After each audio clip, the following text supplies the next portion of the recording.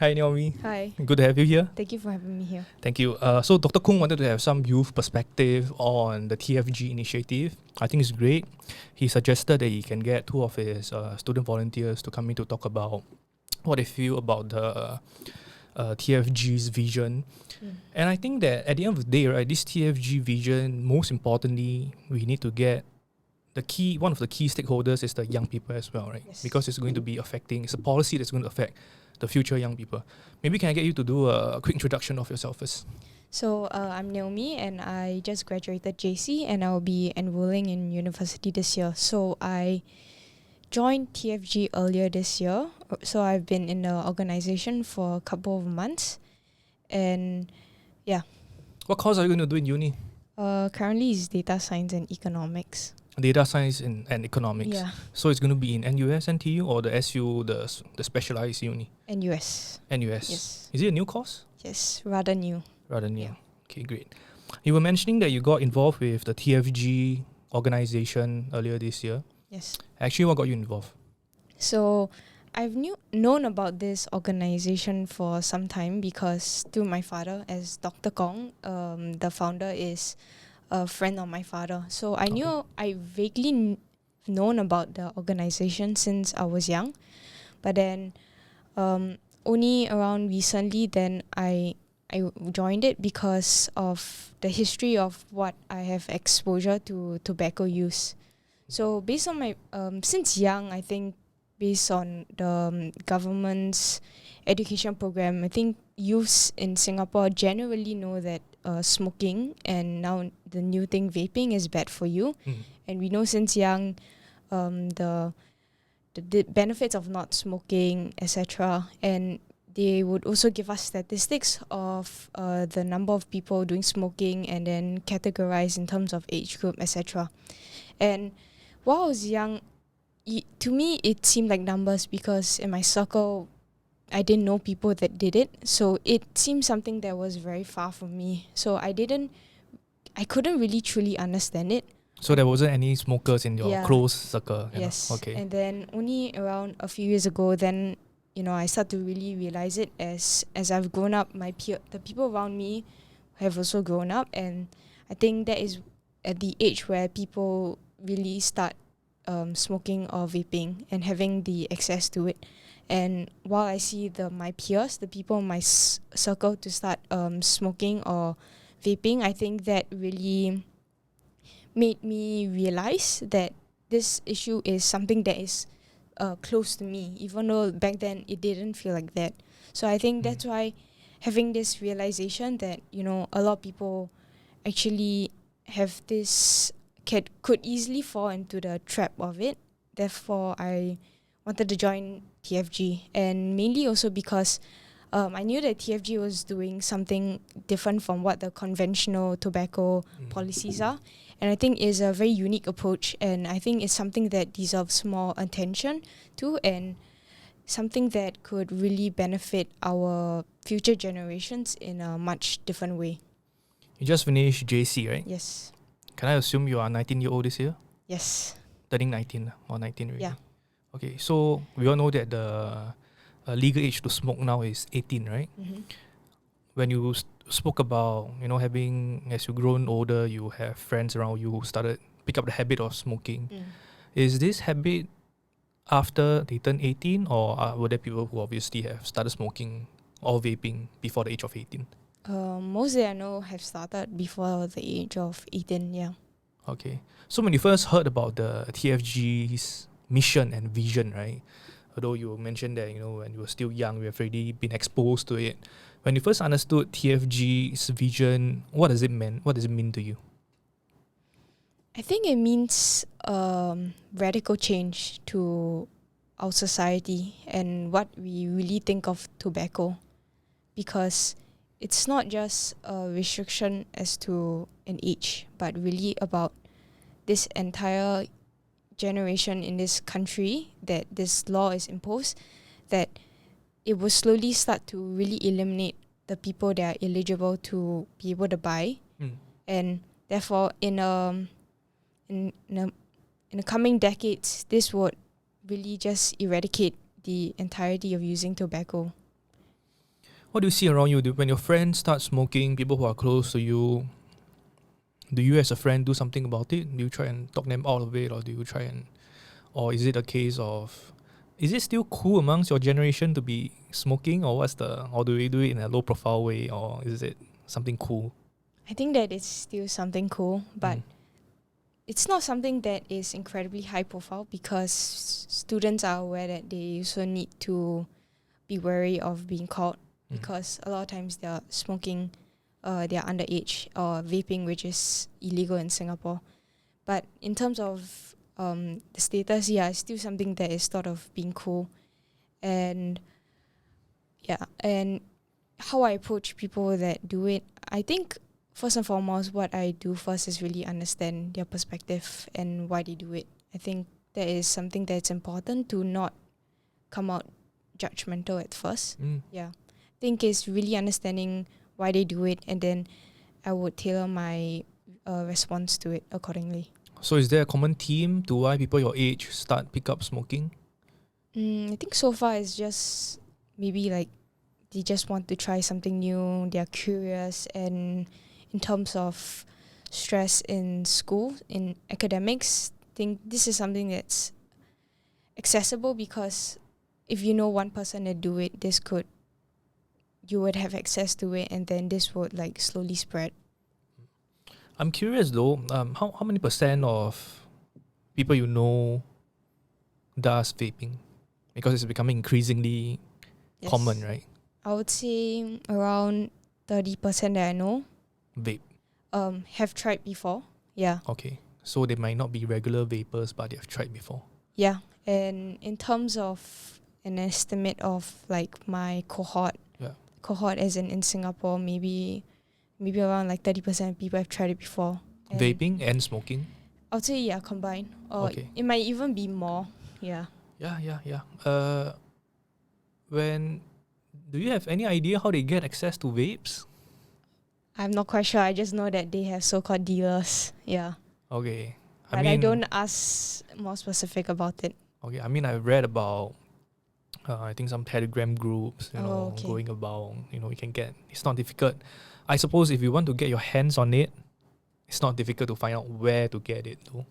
Yes. And also when you have friends who are doing it, obviously you will know the source also, right? Yes. So I would say maybe at the start of J1, I myself would have the ability to access it in terms of asking around because I knew people that did it. Have you ever been curious about smoking and vaping? Personally, no. I think there are a lot of factors that make someone want to try it, and smoking and vaping, but then I think it's a different circumstance for different people based on the environment they grew up in. So I think what's important that we can do is not to like judge people or just call them out for people that have tried it or are regular, because everyone goes through different circumstances.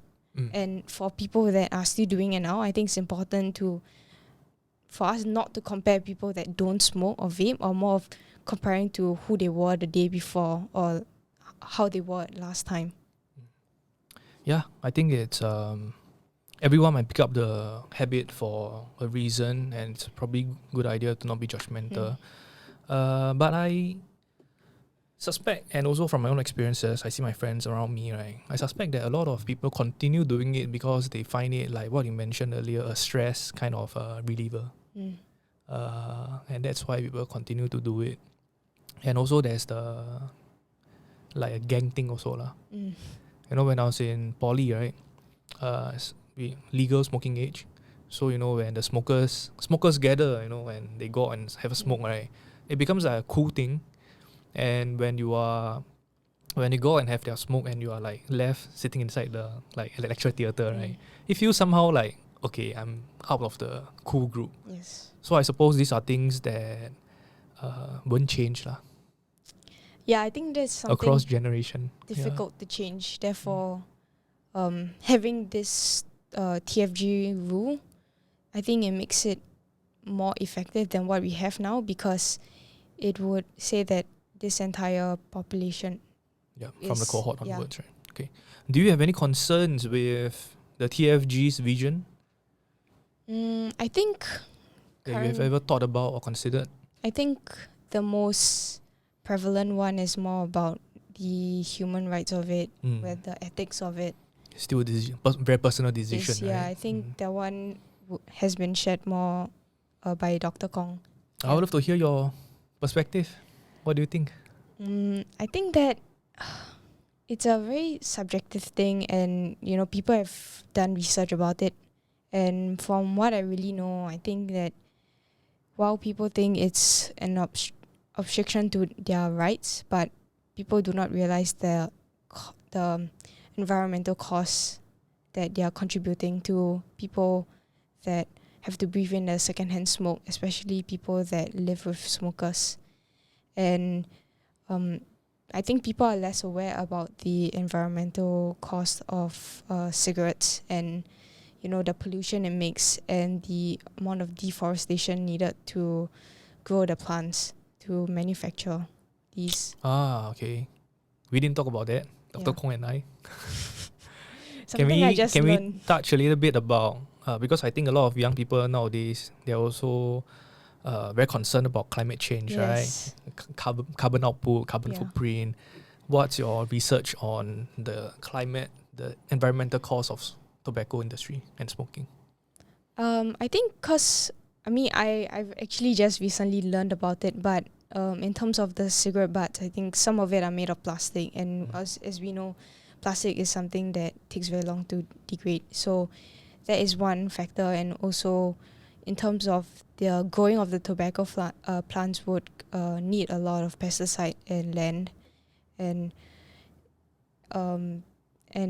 I think also because of the chemical component of the cigarettes, there are also a lot of harmful components, and this can pollute the environment, especially if people just litter it. This could affect the plants, etc., and the roads that people anyhow throw it to. Yeah, actually pretty common sense. Now they talk about it, because I was just reading up on it. Like one cigarette contains 7,000 different chemical substances, just to make up one cigarette. Yeah. Okay, great. I thank you for being here today. I think TFG's vision, right, is something that would not be possible without the participation of the next generation. Yes. So for me, one last thing actually. So being a member of the organization and having seen how Dr. Koong work and his enthusiasm and his passion for it, right? What are your thoughts on the work that Dr. Koong is doing? I think that in general, the people in TFG, we are people that do not 100% dedicate to this organization in a way where we are people that still work other jobs or students like me.